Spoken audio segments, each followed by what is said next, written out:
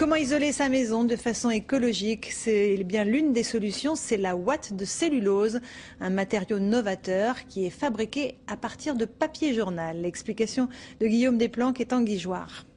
Du papier pour isoler sa maison, c'est aujourd'hui possible. Dans cette usine basée à Épinal, des journaux, des invendus sont broyés, défibrés pour être transformés en ouate de cellulose. Cette société a pour objectif de recycler 40 000 tonnes chaque année. C'est le résultat du déchiquetage des machines qui nous permettent ainsi de fabriquer cet isolant écologique, puisqu'en fait c'est des matériaux recyclés qui ont la particularité d'afficher des performances thermiques exceptionnelles. Et c'est grâce à ces matériaux-là que l'on peut faire des maisons qui consomment quasiment pas d'énergie. Sur ce chantier en Picardie, la ouate de cellulose est pulvérisée sur toute la surface, ici des combles. Grâce à sa forte densité, elle présente un excellent déphasage thermique. On sait que via la ouate de cellulose, le déphasage, c'est-à-dire les déperditions mettront 3 fois plus de temps.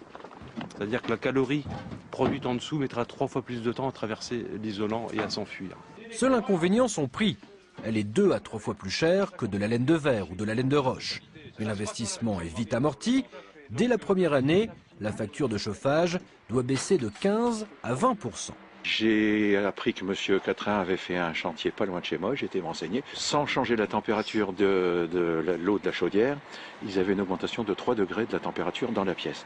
Cet isolant naturel présente d'autres avantages. Il résiste fortement au feu ainsi qu'aux moisissures. C'est aussi un excellent répulsif contre les insectes et les rongeurs. Très utilisé au Canada ou encore en Allemagne, la ouate de cellulose fait partie des écomatériaux les plus performants à l'heure actuelle.